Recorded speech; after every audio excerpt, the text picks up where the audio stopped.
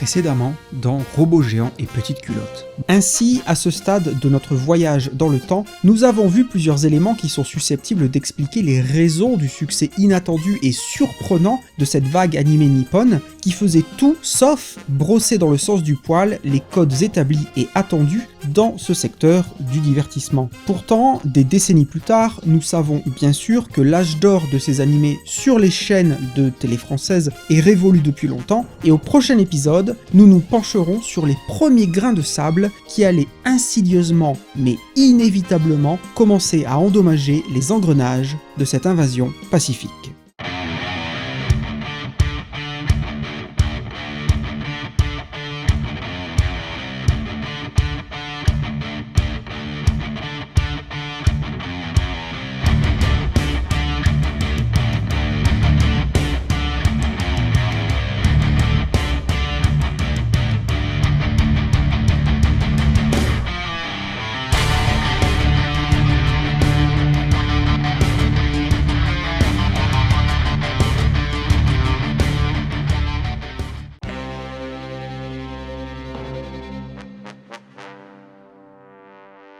Tel un tsunami inévitable, en quelques années, les dessins animés japonais avaient donc rapidement obtenu une place prépondérante aux yeux et dans les cœurs des petits Français, et ce pour les nombreuses raisons que nous avons vues jusqu'à présent. Mais toutes les bonnes choses ont une fin, et cette lune de miel ne pouvait pas durer éternellement, surtout à partir du moment où certains parents se sont finalement intéressés à ce que leur chère progéniture regardait sur le petit écran. En opposition aux enfants et aux ados qui accueillaient cette nouveauté animée à bras ouverts, trop contents de découvrir ces univers et ces personnages hauts en couleur, des adultes, dont certains avaient une influence sur la programmation télévisuelle de l'époque, ont vu ces japonaiseries d'un mauvais œil. Au niveau du traité de l'image, c'est pisseux, c'est absolument immonde, c'est mal joué, c'est mal doublé, alors les personnages bougent les lèvres, et puis il n'y a aucun son qui en sort, ou il y a des sons, et puis ils bougent plus les lèvres. Je crois qu'il faut d'abord couper la tête aux Japonais. Comme ça, en plus en France, on produit beaucoup de choses bien. Chez eux, c'est plutôt harakiri. Hein.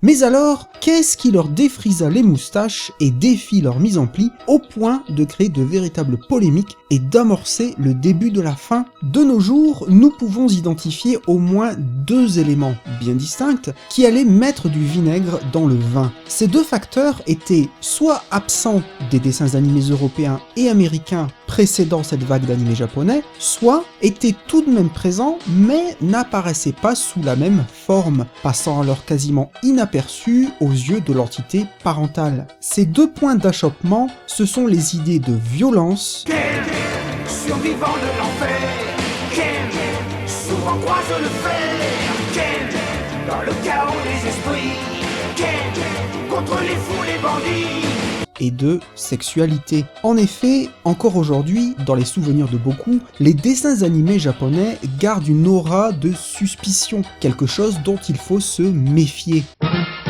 10 actes de violence et 2 crimes sont commis en moyenne toutes les heures sur notre petit écran. Télé 7 jours et BVA ont demandé aux parents s'il y avait trop de violence à la télévision.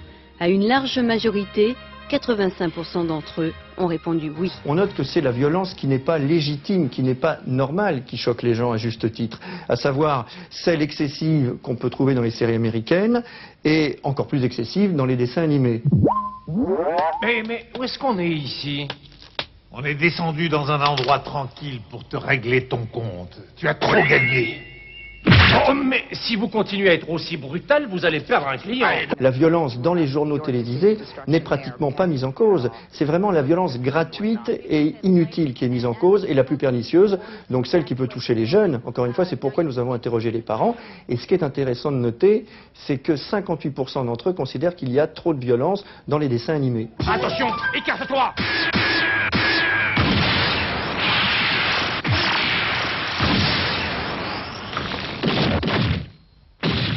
Quand ce n'est pas à cause d'une certaine violence, peut-être d'ailleurs mal identifiée, c'est encore plus insidieux, voire tabou, lorgnant ainsi sur une idée d'érotisme masqué d'autant plus problématique puisque le médium vise très souvent la jeunesse. Mais alors, après toutes ces années, peut-on y voir plus clair ? Ces animés affichaient-ils vraiment et volontairement violence déplacée et sexualité malvenue ? Tout d'abord, pour ce qui est de l'idée de violence. De fait, certains de ces animés recyclaient, sous de nouveaux codes, des idées et des thèmes chers aux contes de fées ancestraux qui, eux, pouvaient, à l'origine, faire montre d'une certaine violence tout en étant destinés aux enfants. On kidnappe la princesse, des ogres dévorent les enfants qui ne mangent pas leur soupe, des parents vendent leur progéniture faute de pouvoir les nourrir.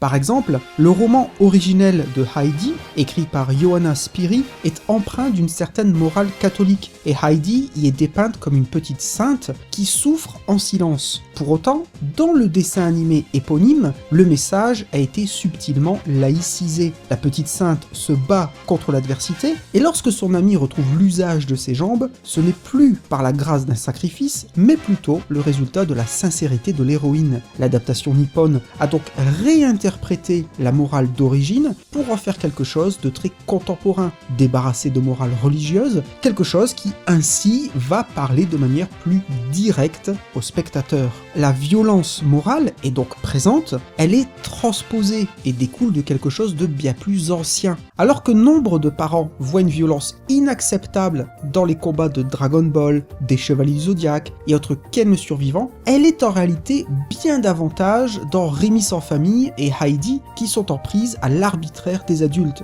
Les dessins animés acceptés et a priori inoffensifs de l'époque sont en effet souvent bien plus durs. Heidi est victime de brimades à répétition quand Candy enchaîne les injustices et les coups du sort.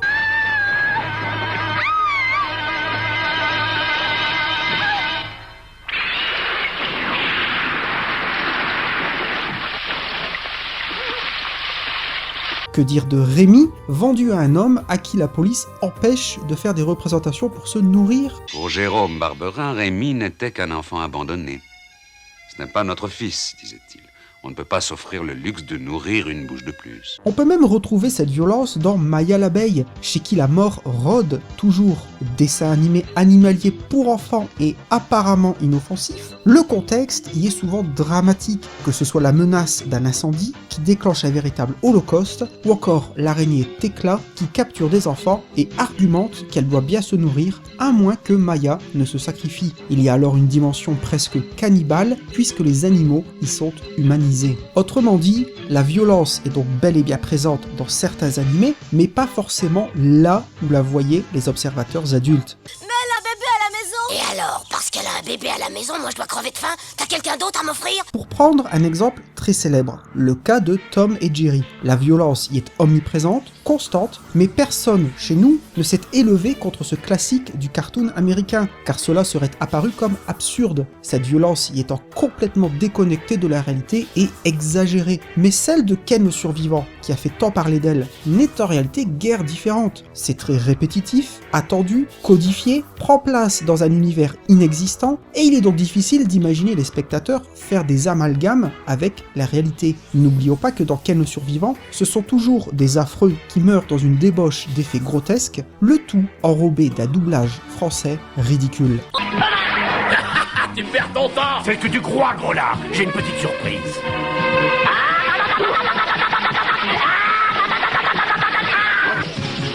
Ah, je m'ai grillé! Le bruit court que ce mystérieux personnage est à la recherche de l'homme aux 7 cicatrices pour se venger. Mais dans quel but Raymond Ray, exactement, doit se venger? Et quel secret se cache sous le voile de la mariée? Ça m'est égal, nah, ça fait même pas mal! Dans 7 secondes, tu seras mort! Non, non, pas 7 secondes, c'est pas assez, donne-moi de plus! Kebada, mon frère! L'heure de ta vengeance va sonner! Il a cassé ma longue vue. Couteau de cuisine et petit canif. Tu sais, pour Rio. Au couteau, point marteau, picot d'eau. Donc non seulement c'est une fiction que l'on peut difficilement transposer dans notre quotidien, et de plus, elle ne met pas en jeu le pathos. On s'identifie peu ou pas au héros et à l'univers. Le deuxième point noir qui sonna la fin de la récré pour les animés de l'époque, c'est l'idée d'afficher la sexualité et possiblement de l'érotisme aux yeux des enfants. Mais là encore, il est possible que les adultes ne regardaient pas au bon endroit ou faisaient une erreur d'appréciation. En effet, dès les années 90, on se scandalise dans la presse des petites culottes entreaperçues dans Dragon Ball, entre autres.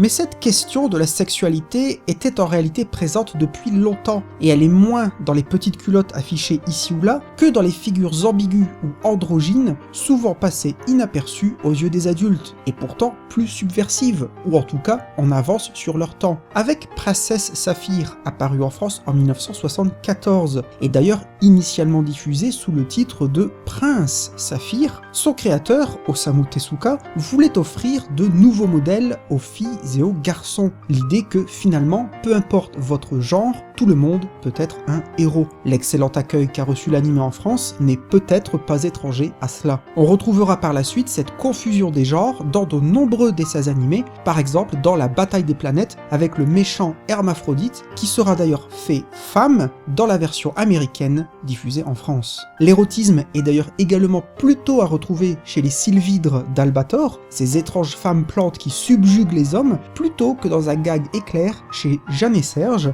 montrant une Jeanne seins nus. Les adultes ne regardaient pas au bon endroit. On pensera aussi à Ranma et demi, où le héros se change en ravissante rousse au contact de l'eau froide, et bien sûr à Lady Oscar, basé sur la vie de la travestie la plus célèbre de l'histoire, le chevalier Déon, qui a eu un succès en France et en Italie. C'est aussi l'une des raisons pour lesquelles ces animés ont eu du mal à passer aux États-Unis. En effet, le style graphique des animés tend à l'épure, et les enfants peuvent ainsi facilement s'identifier à des personnages censés être plus vieux, comme Actarus, ou de l'autre sexe. Ceci à l'inverse des États-Unis, où il y avait des cahiers des charges très stricts concernant les identités de genre dans les dessins animés. Par exemple, le personnage représentant l'autorité paternelle devait forcément avoir une moustache. Pour citer un exemple très parlant concernant la question de l'ambiguïté des genres, penchons-nous sur le cas de Sailor Moon. Cet animé joue complètement sur l'ambivalence des sexes. Les héroïnes sont toutes attirées par Uranus, un séduisant jeune homme,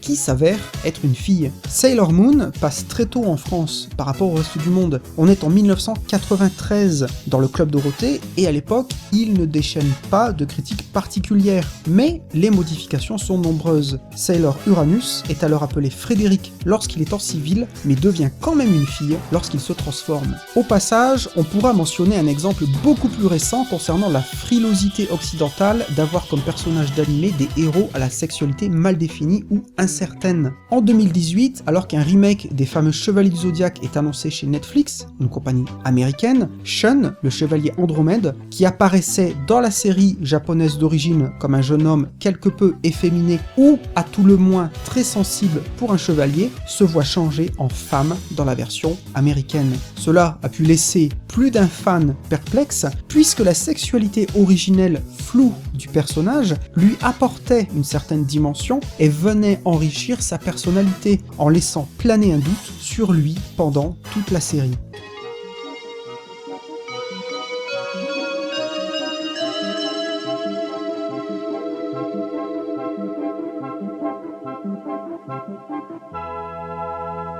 Ainsi, on pourrait dire qu'effectivement, les animés japonais ont apporté une certaine dose de violence et de sujets pouvant être considérés comme tabous aux yeux de nos sociétés occidentales, mais il semble difficile d'affirmer qu'il y avait là une vraie volonté de nuire ou encore de pervertir nos chères têtes blondes. Il semble davantage que les animés ne faisaient que réutiliser des thèmes déjà présents depuis longtemps dans des œuvres plus anciennes, dans le folklore ou dans l'inconscient collectif. Mais ils l'ont fait en s'adressant à un public jeune, avec des codes visuels jusqu'alors inconnus, et ce qui est nouveau et incompris fait souvent peur. Ce type d'image provoque comme l'habitude de manger très poivré. Après, ce qui n'a pas de poivre n'a pas de goût.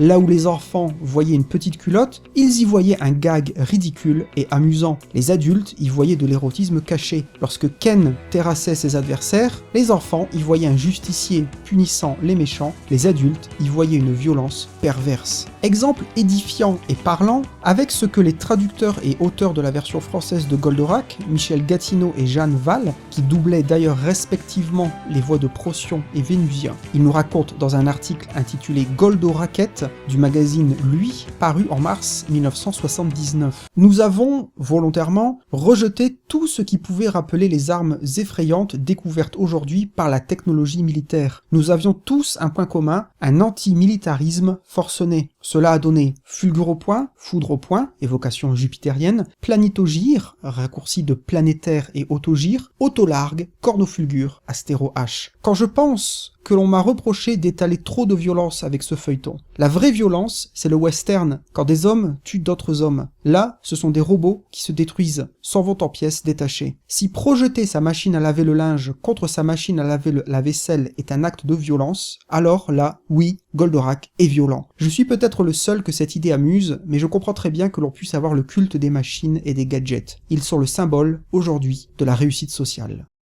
Oui, il y avait une certaine violence dans certains de ces animés, mais reporter la responsabilité sur les animés en eux-mêmes ou sur TF1 qui ne filtrait pas nécessairement son contenu ne tient pas la route. Pourquoi ? Parce que l'animé qui a fait beaucoup parler de lui et qui a été jusqu'à être dépeint comme faisant l'apologie de la pédophilie, notamment au travers du personnage de Tortue Géniale, c'est Dragon Ball. Et Dragon Ball est un animé qui vise les enfants et les pré-ados. C'est un archétype du shonen neketsu, c'est-à-dire de la quête initiatique, de l'aventure avec un grand A, et qui inspira dans les décennies qui suivirent de nombreux autres animés et mangas tels que Naruto et One Piece. Finalement, le noyau du problème, qui est souvent mal identifié ou ignoré, c'est une question de définition de cette violence. Les adultes ne la voyaient pas là où elle était, ou attribuaient une nature violente à des éléments qui pour autant étaient bénins aux yeux des premiers concernés, les enfants et les ados. Les autorités semblaient alors avoir une conception binaire et simpliste de cette violence. Les personnages se bagarrent et il y a du sang, alors ce n'est pas pour les enfants, car ils ne sont pas armés psychologiquement pour faire face à cette imagerie,